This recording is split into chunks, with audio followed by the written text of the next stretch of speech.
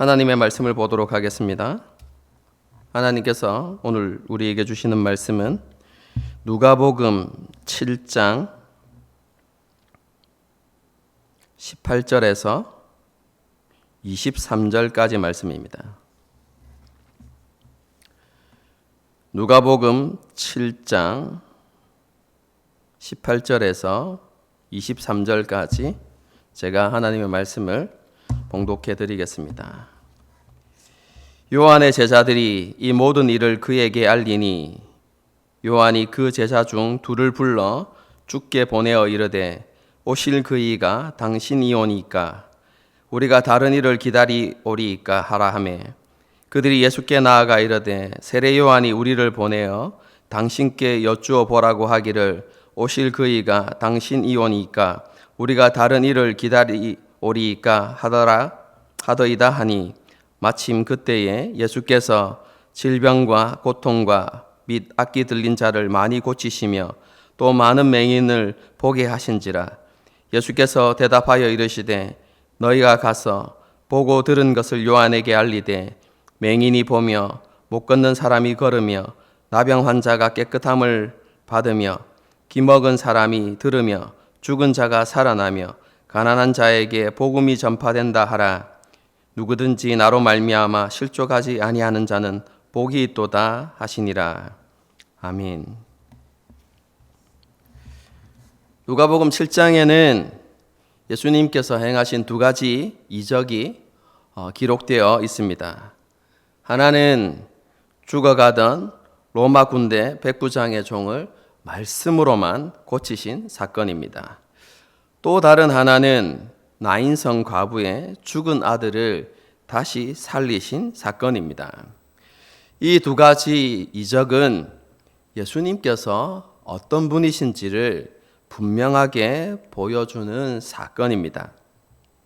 백부장의 신앙 고백처럼 예수님께서는 하나님의 모든 능력과 권세를 위임받으신 모든 만물의 퀴리오스, 주님이 되시는 분이다라는 것을 우리에게 너무나 잘 보여주는 것이죠. 이런 주님께서 낮고 낮은 땅 위에 죄인의 형상으로 오신 이유가 무엇입니까? 그것은 우리가 너무나 잘 알고 있는 대로 죄와 사망의 권세 아래서 신음하며 고통당하며 살아가는 우리를 구원하시기 위해서입니다. 공생의 기간 행하신 이적들은 예수님께서 바로 이것을 위해서, 그것을 위해서, 다르게 말하면 온 세상의 구원과 회복을 위해서 오신 메시아이심을 잘 보여주는 것이라고 할 수 있습니다.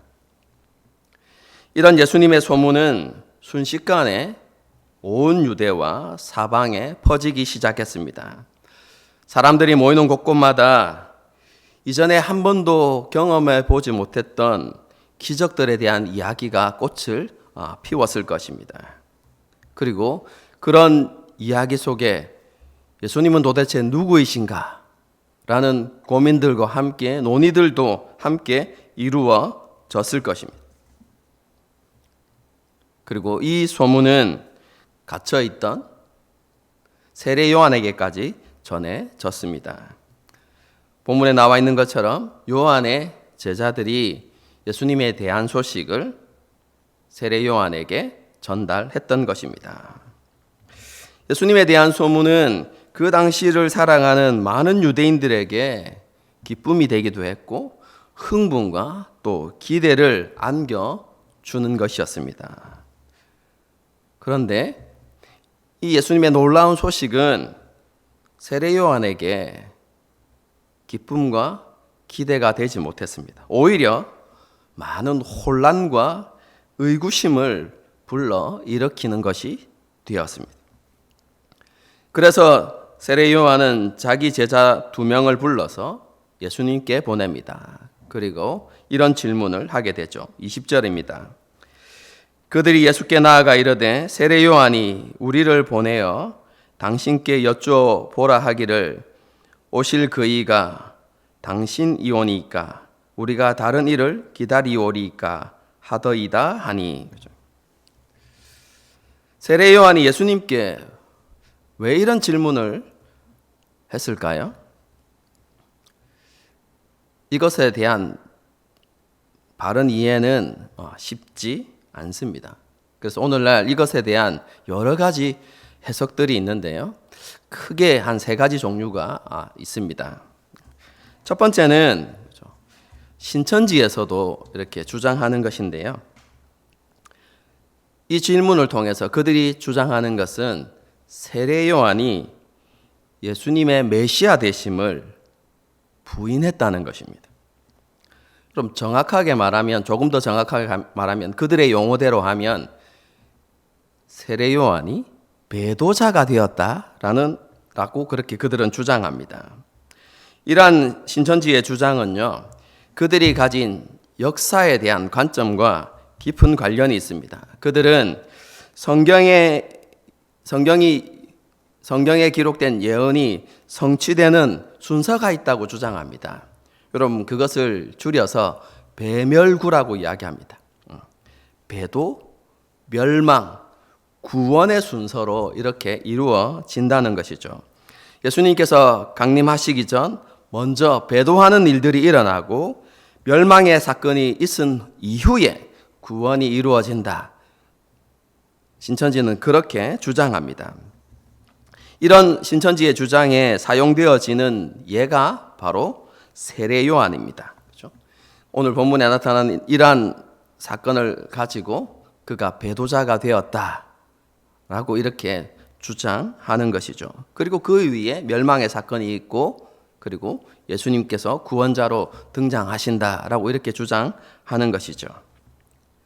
그럼 신천지가 아니더라도 본문의 말씀을 읽고 세례 요한이 예수님께서 메시아 되시는 것을 의심하기 시작했다라고 이렇게 생각하는 성도들도 있을 수 있습니다. 하지만 이러한 견해는 우리가 받아들일 수 없는 그런 성경 해석이다 이렇게 말할 수 있습니다. 그럼 세례 요한이 어떤 사람입니까? 우리가 복음서를 읽어보면 그는 모태로부터 성령으로 충만했던 사람이죠.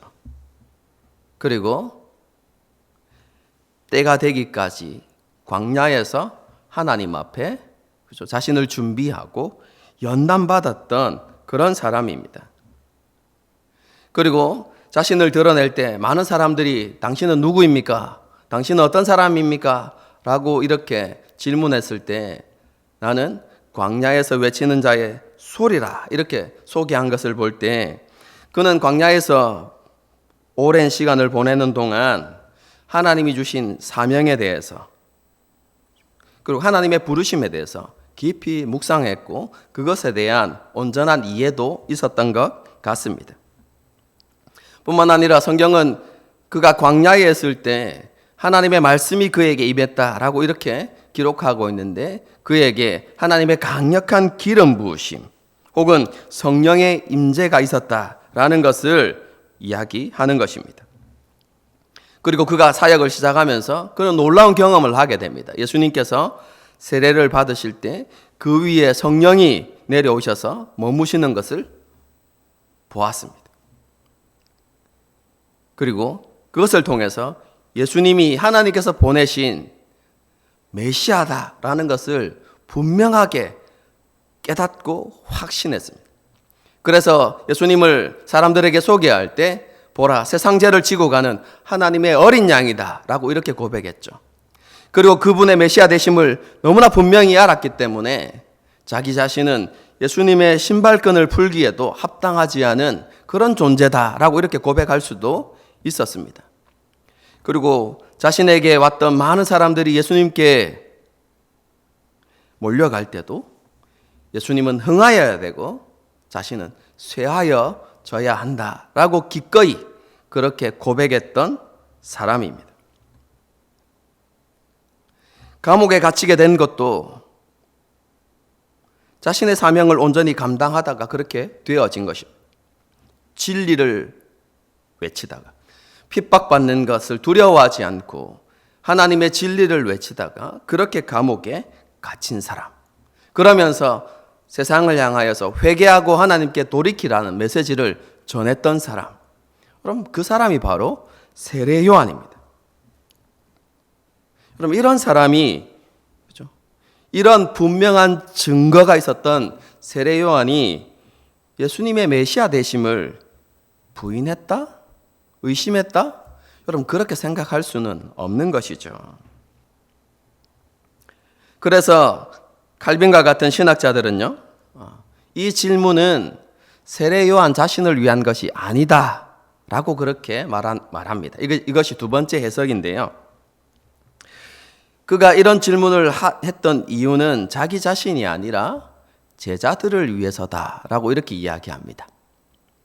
자신은 확신을 가지고 있지만 예수님의 메시아 되심을 의심하고 있는 제자들에게 이런 질문을 주어서 직접 그들이 예수님으로부터 대답을 듣고 말씀을 듣게 함으로 예수님에 대한 확신을 갖도록 하기 위한 방편이었다, 조치였다, 이렇게 해석하는 경우도 있습니다. 납득은 되지만, 그러나 본문의 말씀을 우리가 자세히 읽어보면 이러한 해석은, 그죠?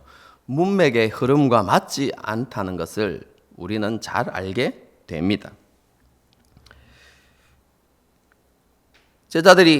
세례 요한의 제자들이 예수님께 질문했을 때 예수님께서 뭐라고 대답하십니까? 22절을 한번 보겠습니다. 예수께서 대답하여 이르시되 너희가 가서 보고 들은 것을 요한에게 알리되. 만일 세례 요한이 제자들이 직접 예수님으로부터 대답을 듣고 깨닫기를 원하는 것이었다면 예수님께서 분명히 그것을 아시고 제자들에게, 그죠? 세례 요한의 제자들에게 말씀하셨을 것입니다. 왜냐하면 예수님께서는 사람의 모든 생각을 아신다고 요한복음에 분명하게 기록하고 있기 때문에 그렇습니다. 그런데 예수님께서 세례 요한이 보낸 제자들에게 말씀하시는 것이 아니라 분명하게 보고 들은 것을 요한에게 알리되라고 이렇게 명시하고 있다는 것이죠. 여러분, 그렇기 때문에 예수님의 대답이 이렇다면, 그렇죠? 이것은 세례 요한의 제자들을 위한 것이 아니라 이 질문이 세례 요한이 가지고 있었던 의문과 관련되어 있다라고 보는 것이 상식적이죠. 여러분, 그렇다면 우리는 세례 요한의 질문을 어떻게 이해해야 될까요? 결론부터 말씀드리면요, 세례 요한이 예수님께 이런 질문을 했던 것은 예수님에 대한 불신이나 의심 때문이 아닙니다. 예수님의 사역에 대한 이해 부족으로 인해서 생겨난 질문입니다. 예수님의 사역이 더 많아질수록 세례 요한에게도 더 많은 의혹이 생겨났습니다. 왜냐하면 예수님의 사역을 세례 요한이 도저히 이해할 수 없었던 것이죠. 정확하게 말하면 자신이 생각했던 메시아의 사역과 예수님께서 행하셨던 일들이 너무나 달랐던 것이죠. 세례 요한은 예수님께서 오시는 길을, 그렇죠? 메시아가 오시는 길을 예비하면서 이스라엘 백성들에게 이렇게 외쳤습니다. 제가 말씀을 읽어드리겠습니다. 누가복음 3장에 있는 말씀입니다. 이미 도끼가 나무 뿌리에 놓였으니 좋은 열매 맺지 아니하는 나무마다 찍혀 불에 던져지리라. 그는 성령과 불로 너희에게 세례를 베푸실 것이요 손에 키를 들고 자기의 타작마당을 정하게 하사 알곡은 모아 곳간에 들이고 쭉정이는 꺼지지 않는 불에 태우시리라. 이 세례 요한의 메시지를 보게 되어지면 그는 메시아의 사역이 심판과 관련이 있다고 그렇게 생각했던 것입니다. 찍혀서 불에 던져진다는 표현, 그렇죠? 그리고 꺼지지 않는 불에 태우시리라. 이것은 심판과 관련되어진 표현이죠. 그래서 좋은 열매를 맺지 않는 나무와 쭉정이는 불에 던지는 심판을 받게 될 것이다라고 이렇게 메시지를 전했던 것이죠. 조금 더 정확하게 설명하면 메시아께서 오시면 이스라엘의 모든 죄와 불법과 불의를 멸하시고 그뿐만 아니라 이스라엘을 괴롭히고 압제하는 모든 원수들 그리고 모든 대적들을 멸망시키셔서 다시 한번 이스라엘의 영광을 회복시키실 것이다 라고 생각했던 사람이 바로 세례 요한입니다. 예수님의 사역을 통해서 이스라엘이 하나님의 제사장 나라로서 열방 가운데 높임을 받게 될 것이다 라고 그렇게 믿고 받아들였던 사람인 것이죠. 그런데 이런 자신의 기대와는 달리 예수님의 사역은 너무나 엉뚱해 보였습니다. 병든 자를 고치시고 가난한 자와 소외된 자를 돌아보시고 그들을 위로하시고 그들에게 하나님의 나라를 가르치시는 일을 하셨던 것이죠. 처음에는 세례 요한이 이렇게 생각했을 수도 있습니다. 예수님께서 저런 사역들을 통해서 이스라엘 사람들의 마음을 하나로 모으시고 그리고 그렇게 사람들을 모으신 이후에 하나님의 나라를 위해서 일을 하시려고 하는 것다 이렇게 생각하고 받아들였을 수 있습니다. 그런데 1년 반이라는 세월이 지났음에도 불구하고 예수님은 여전히 동일한 사역을 하고 계셨습니다. 지금 자신은 어떤 상태입니까? 진리를 외치다가 감옥에 갇혀 있습니다. 그리고 그 감옥에 갇힌 지 6개월이 넘는 세월이 그렇게 지나가고 있습니다.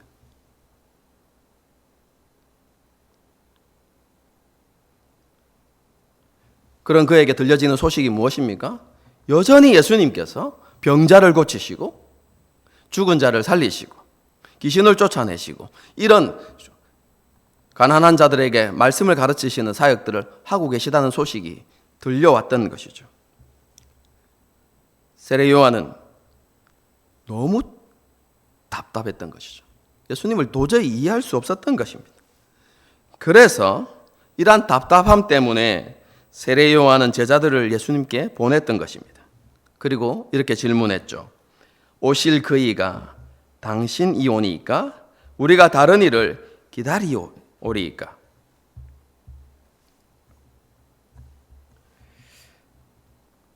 이 질문은요, 문자적으로 보게 되어지면 세례 요한이 예수님께 당신이 메시아가 맞습니까? 그렇지 않습니까? 이렇게 묻는 질문처럼 보입니다. 여러분, 그런데 이 질문은 그런 의미가 아닙니다. 여러분, 이 질문의 의미는 이런 의미입니다. 구약에서 약속하고 있는 메시아가 예수님 당신이지 않습니까? 그렇다면 우리가 다른 일을 기다려야 할 이유가 없지 않습니까? 라는 여러분 의미입니다. 쉽게 말해서 당신이 메시아이면서 왜 메시아의 사역을 하지 않습니까? 우리가 언제까지 기다려야만 합니까? 라는 질문이죠. 그래서 질문과 동시에 예수님을 재촉하는 것이죠. 빨리 메시아의 사역을 하시라고 그렇게 재촉하는 의도가 담긴 그런 질문이다라고 이렇게 보면 되겠습니다. 그럼 이러한 질문이 곧 예수님을 향한 항변이다 이렇게 볼 수도 있는 것이죠. 그런데 이런 세례 요한의 항변에는 이런 의도도 저는 들어있을 거라고 생각합니다. 나를 언제까지 이 감옥에 내버려 두실 겁니까? 주님이 메시아이시면서 제가 어떤 사람입니까? 주님이 오실 길을 위해서 준비했던 사람이 아닙니까? 그런데 왜 나를 돌아보시지 않고 나를 이곳에 왜 버려두십니까?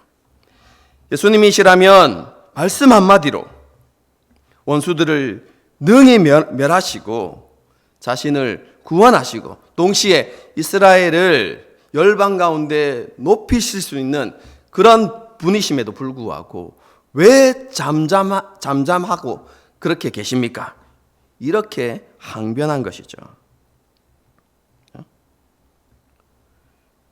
이스라엘을 회복하실 수 있는데 왜 그 일은 하지 않으십니까? 메시아의 사역을 빨리 하십시오 라고 그렇게 요청한 질문이라고 그렇게 보시면 되겠습니다.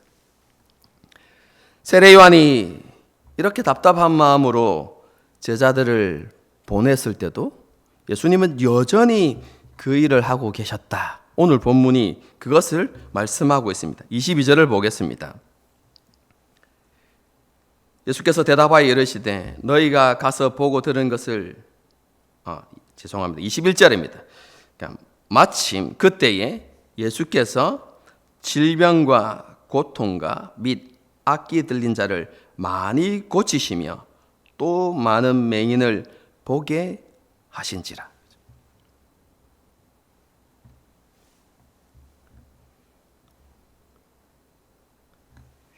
그런 중에 세례 요한의 제자들이 예수님께 이런 세례 요한의 그런 의도가 담긴 질문을 하자 예수님께서 세례 요한에게 이렇게 대답하십니다.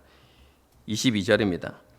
예수께서 대답하여 이르시되 너희가 가서 보고 들은 것을 요한에게 알리되 맹인이 보며 못 걷는 사람이 걸으며 나병 환자가 깨끗함을 받으며 기먹은 사람이 들으며 죽은 자가 살아나며 가난한 자에게 복음이 전파된다 하라. 예수님의 이 대답은 세례 요한이 기대하던 대답이 아니었습니다. 세례 요한이 기대했던 대답은 무엇이겠습니까? 그래, 오래 기다렸다. 내가 이제부터 메시아의 사역을 할 것이다. 혹은 아직까지 때가 이르지 않았다. 조금 더 있다가 내가 메시아의 사역을 할 것이다. 뭐 이렇게 대답하셔야 하는데 예수님께서 그렇게 대답하시지 않고 동문서답을 하시는 것처럼 보이죠. 여러분 그런데요. 예수님의 이 엉뚱해 보이는 이 대답은 세례 요한이 가지고 있었던 모든 의혹을 단번에 지우고 예수님께서 메시아이심을 확신할 수 있게 하는 대답입니다.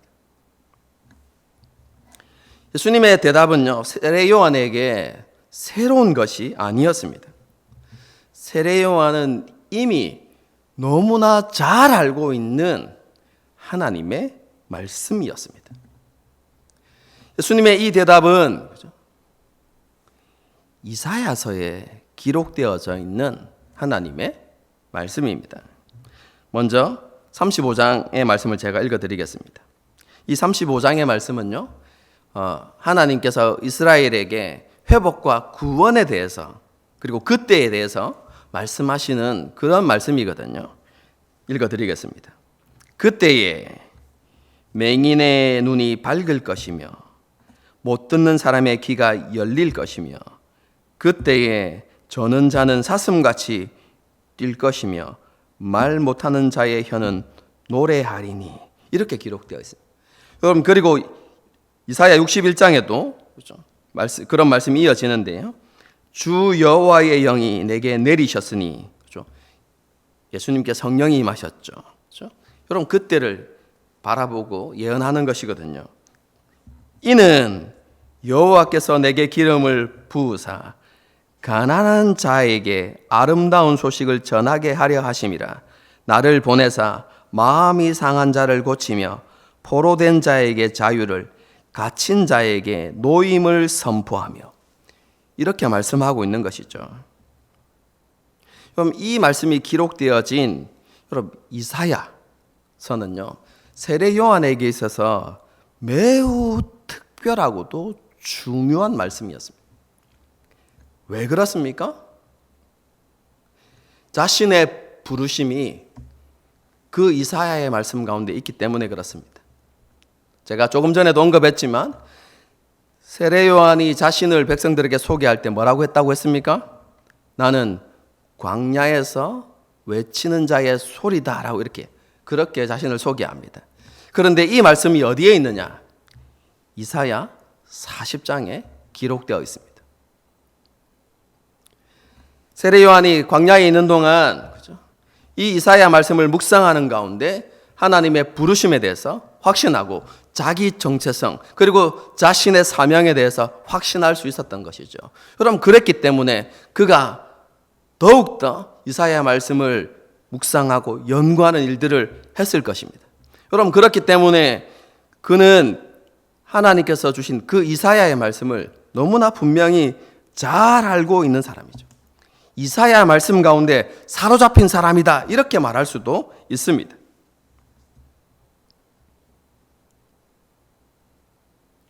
그런 그에게 예수님께서 대답하시는 것이죠.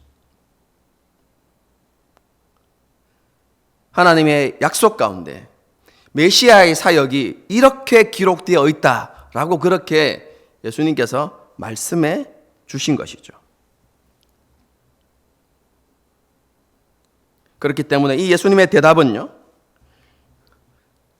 세례 요한의 의혹을 한 번에 제거하고 다시 한번 믿음의 불꽃을 피워서 예수님에 대한 믿음과 확신이 흔들리지 않는 그런 계기를 만들어 주는 것이죠.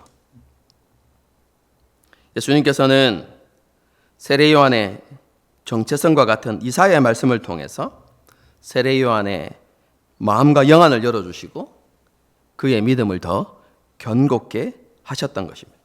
그러면서 예수님은 자신이 하고 계신 일이 참된 메시아의 사역이다라는 것을 더 보여주신 것이죠.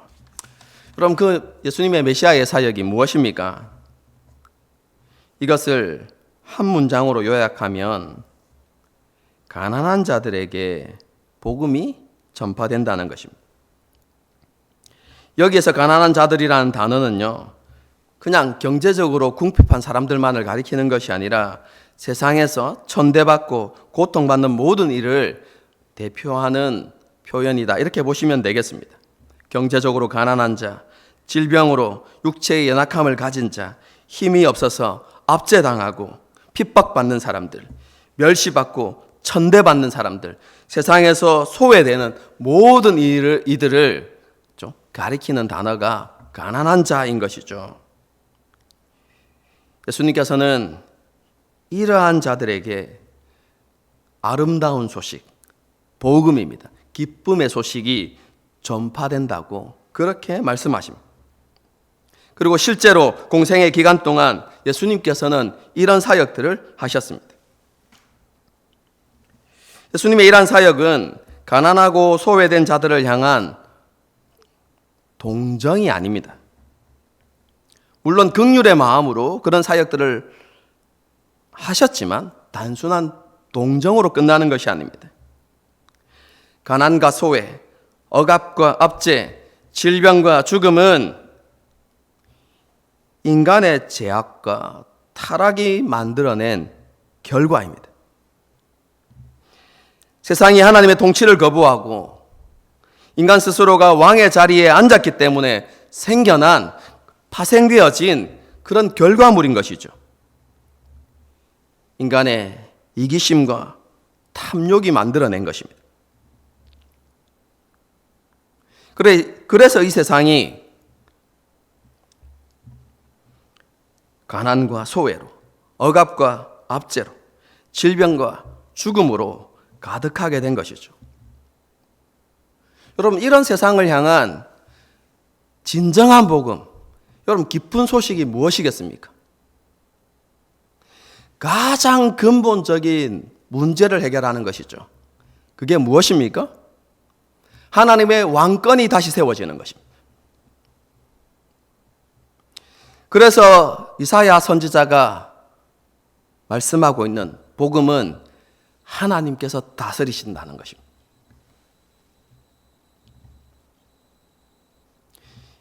이 말씀은 창조 이전의 세상을 이야기하는 것입니다. 하나님께서 왕으로 계시고 모든 만물이 그 하나님의 왕대심 앞에 굴복하게 되어질 때 모든 세상은 질서와 조화를 이루고 하나님의 생명으로 충만하고 하나님의 부유하심으로 넘쳐났죠.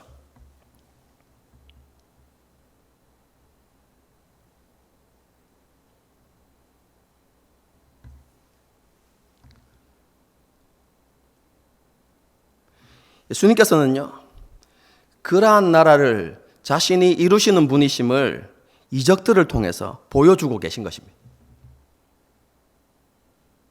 세상에서 질병으로 고통받는 사람들, 귀신 들려 고통받는 사람, 죽음 아래서 신음하는 사람들을 고치심으로 자신이 다시 한번 하나님의 나라를 회복하시고 하나님의 나라를 완성하시는 분이심을 분명하게 보여주시는 것이죠. 여러분, 그것을 통해서 하나님의 나라를 보여주실 뿐만 아니라 하나님께서 이 세상을 다스리신다는 메시지를 세상 가운데 전해지고 있는 것이죠. 여러분, 가난한 자들에게 복음을 전하신 이유도 마찬가지입니다. 가난하고 소외된 사람들은 힘이 없고 가진 것이 없어서 천대받고, 그죠? 멸시받아야 할 존재가 아니라 하나님께서 창조하신 목적 그대로 하나님의 영광을 드러낼, 그죠? 하나님의 형상으로서 회복되어져야 한다는 것을 예수님께서 보여주고 계신 것이죠. 다시 말씀드리지만 예수님께서 하신 일들은, 그죠? 세례 요한이 깨닫지 못했을 때 보기에 너무나 답답해 보이는 일처럼 보일 수 있지만 그것이 아니라 참된 메시아의 사역이 분명합니다. 예수님께서는 이러한 것들을 통해서 하나님의 통치를 보여주시는 것입니다. 그리고 하나님의 나라가 무엇인지를 보여주고 계신 것이죠. 하나님의 나라는 공의로 다스리는 나라이며 하나님의 생명과 부여함으로 충만한 나라라는 것을 보여주십니다. 그리고 공평과 공정이 조화를 이루고 질서가 세워지는 그런 나라라는 것을 분명하게 보여주고 계신 것이죠. 온전함과 회복으로 가득한 나라가 하나님 나라임을 보여주고 계신 것입니다. 예수님께서는 이렇게 하나님 나라를 보여주시면서 사람들을 하나님 나라로 초대하고 계셨던 것이죠. 그리고 자신이 하나님의 나라를 회복하고 세우는 메시아심을 분명하게 증거하신 것입니다. 그리고 그 사명을 완수하시기 위해서 이 땅에서 고난받으시고 십자가에 죽으셨던 것이죠.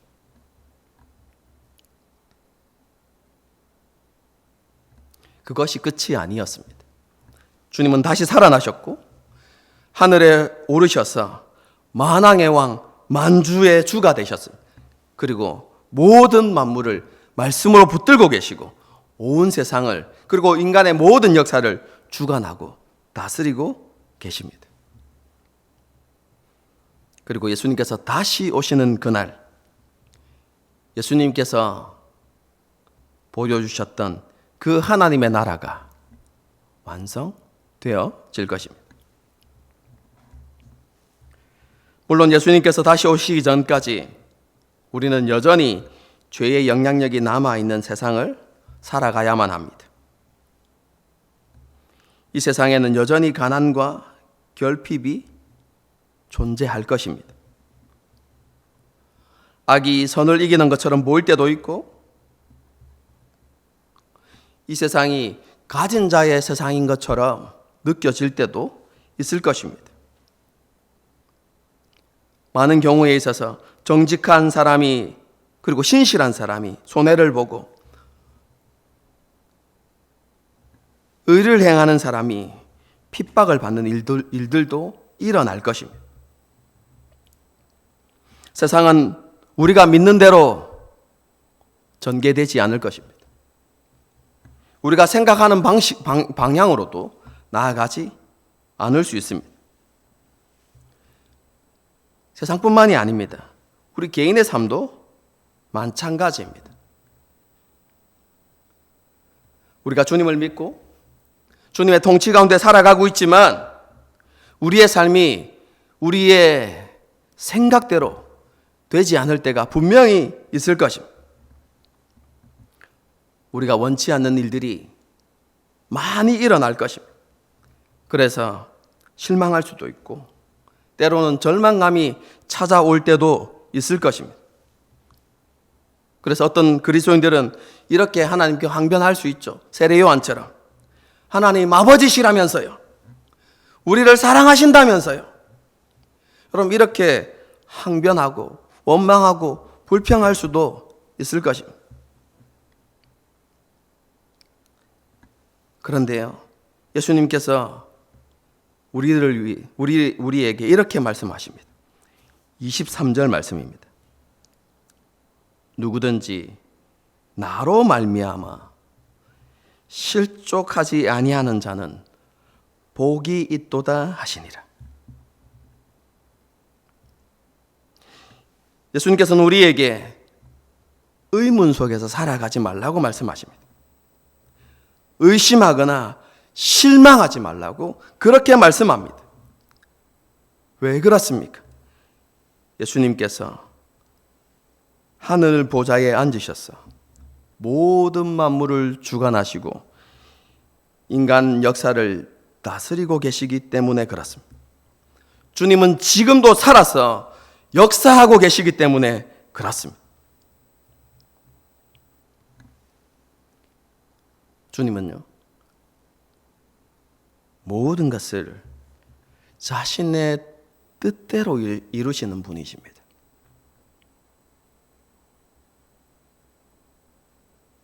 반드시.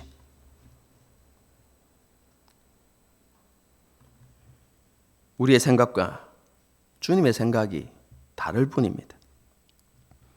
우리의 길과 주님의 길이 다를 뿐입니다.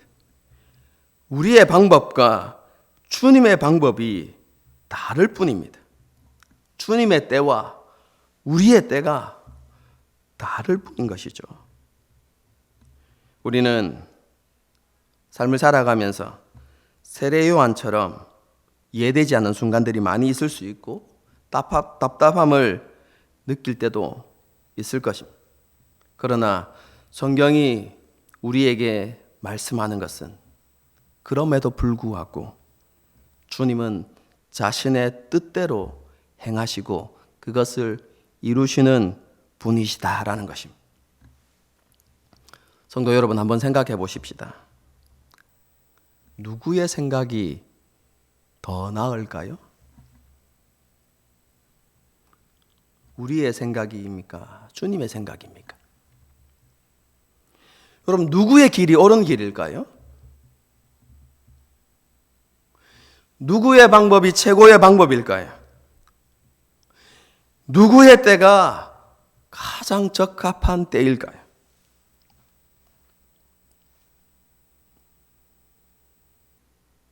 대답할 필요가 없는 것 아닙니까?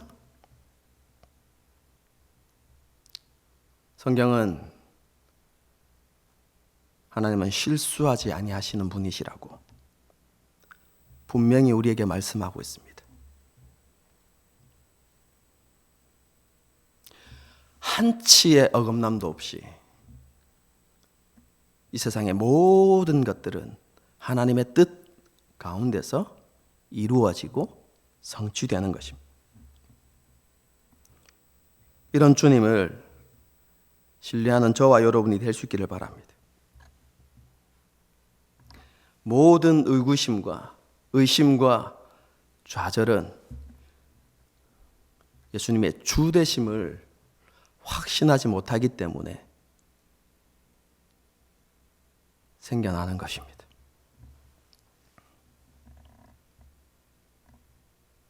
지금도 살아계셔서 하늘 보좌에서 모든 것을 주관하고 다스리시는 그 예수님, 그분의 주되심을 신뢰하고 그분의 통치와 그분의 일하심 아래서 잠잠히 인내하고 기다릴 줄 아는 저와 여러분이 될 수 있기를 바랍니다. 그리고 하나님을 온전히 신뢰함으로 그분께 모든 것을 맡겨드린다 라고 그렇게 고백하고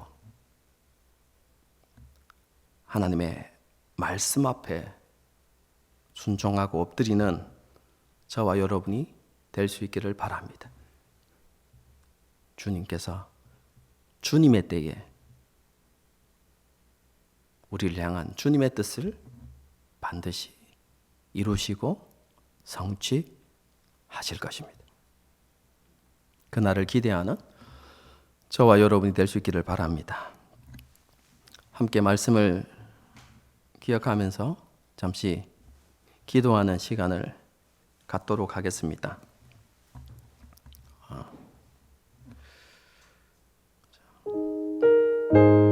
우리에게도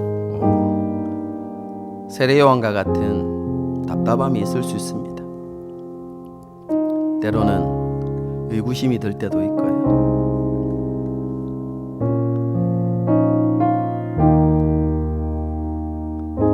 그런 세례요한을 예수님께서 어떻게 견고하게 하셨습니까? 다른 것이 아니었습니다.